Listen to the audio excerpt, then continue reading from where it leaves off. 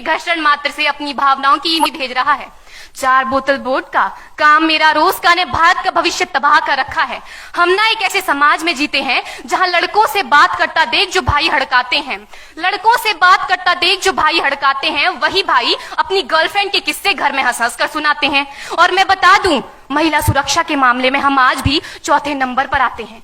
हम ना एक ऐसे समाज में जीते हैं जहां पत्थर की मूरत को लगते हैं 56 भोग और भूखे नंगे तड़पते सो जाते हैं लोग, भूखे नंगे तड़पते सो जाते हैं लोग। मजदूर को मजदूर समझिए, मजबूर नहीं। गरीब को काम दीजिए, दान नहीं। और अगर दान देने के इच्छुक हैं तो जीते जी रक्तदान दीजिए और मरने के बाद अंग दान देकर किसी मरते हुए को जीवन दान दीजिए। यही सच्ची देशभक्ति और यही सच्चा राष्ट्र प्रेम है।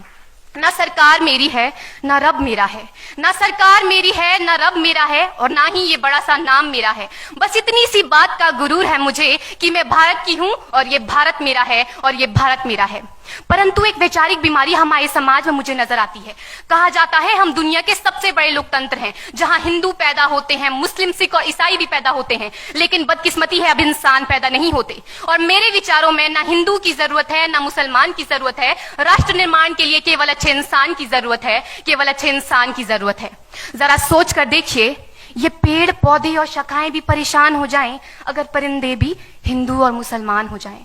एक शैक्षणिक बीमारी भी हमारे समाज में मुझे नजर आती है, और बड़े ही आश्चर्य की बात है, जिस देश ने पूरी दुनिया को तक्षशिला और नालंदा देकर के विश्वविद्यालय शिक्षा की बुनियाद रखी, आज विश्व के 100 सर्वश्रेष्ठ विश्वविद्यालयों में हमारा एक भी विश्वविद्यालय खड़ा नहीं हो पाता। जहां एक और हमारे पास IIT, IIM और NIT जैसे शिक्षण संस्थान हैं, तो वहीं दूसरी ओर इस देश के गरीबों को बेरोजगारी की जमात में खड़ा करने के लिए उनके हाथ में सर्व शिक्षा अभियान का झुंझुना पकड़ा दिया जाता है।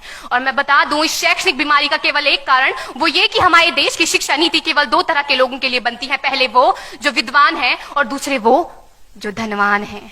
इसी तरह की कई गजब की बीमारियां हैं, और इन बीमारियों की जो जड़ है ना, वो हमारा अंधविश्वास। और मेरे विचारों में जब तक इस देश का युवा अपनी सफलता के लिए मंदिरों में जा जाकर नारियल फोड़ फोड़ कर भगवान को रिश्वत लगाता रहेगा, हमारे समाज का शिक्षित वर्ग ही बिल्ली के रास्ता काटने पर खड़े हो जाना, अपने धर्म अपनी जाति को ऊंचा मानकर दूसरों के धर्म की अवहेलना करता रहेगा, तब तक ना तो इस देश से अंधविश्वास खत्म होगा और ना ही हमारा राष्ट्र निर्माण संभव होगा।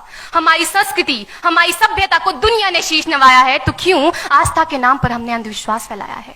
मेरे विचारों में हमारा राष्ट्र निर्माण तब संभव होगा जब इस देश में महिलाओं की पूजा नहीं, उनकी इज्जत की जाएगी। राष्ट्र निर्माण तब संभव होगा जब हम जातिगत आरक्षण नहीं बल्कि सामाजिक सशक्तिकरण पर बात करेंगे। राष्ट्र निर्माण तब संभव होगा जब स्वच्छता अभियान में केवल सरकार नहीं बल्कि सड़क पर चलने वाला हर एक नागरिक हाथ बंटाएगा, स्वच्छ भारत स्वस्थ भारत को दिल से अपनाएगा। असल मायने में हमारा राष्ट्र निर्माण तब संभव होगा जब एक गरीब बच्चा मध्याह्न भोजन के नहीं बल्कि ज्ञान अर्जन के लिए सरकारी स्कूल की चौखट पर कदम रखेगा।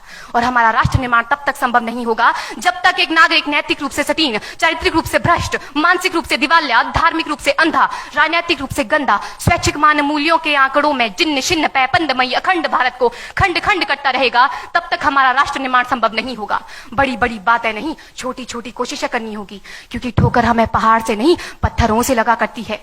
I being an Indian, I being a student, I being a symbol daughter of this motherland feel proud to be an Indian। और मैं सैल्यूट करना चाहूंगी सरहद पर दिन रात हमारी रक्षा के लिए खड़े हर उस जवान को, इस देश की पुलिस, प्रशासन और किसान को, और इस देश के हर उस व्यक्ति को जो अपना काम पूरी ईमानदारी, पूरी मेहनत और पूरी लगन से करते हैं, जिनके बिना राष्ट्र निर्माण की कल्पना करना भी असंभव सा लगता है। और आज इस मंच पर पूरी जिम्मेदारी के साथ मैं भारत की बेटी ये कहती हूं कि हमारा राष्ट्र निर्माण तब संभव होगा जब हम सभी, मैं, आप, हम सब मिलकर प्रयास करेंगे, क्योंकि हमारे देश की जिम्मेदारी नहीं है हमें आगे ले जाने की, हमारी जिम्मेदारी है अपने देश को आगे ले जाने की, अपने राष्ट्र को आगे ले जाने की, अपने वतन को आगे ले जाने की। तो अंत में मैं बस यही कहना चाहूंगी, मेरा हिंदुस्तान महान था, महान है, महान रहेगा। मेरा हिंदुस्तान महान था, महान है, महान रहेगा। होगा हौसला सबके दिलों में बुलंद तो एक दिन पाकिस्तान भी जय हिंद कहेगा। पाकिस्तान ही क्यों, सारा जहान जय हिंद कहेगा, क्योंकि सारे जहां से अच्छा हिंदुस्तान हमारा, सारे जहां से अच्छा हिंदुस्तान हमारा, हम बुलबुलें हैं इसकी, ये गुलिस्तान हमारा, ये गुलिस्तान हमारा। जय हिंद, वंदे मातरम।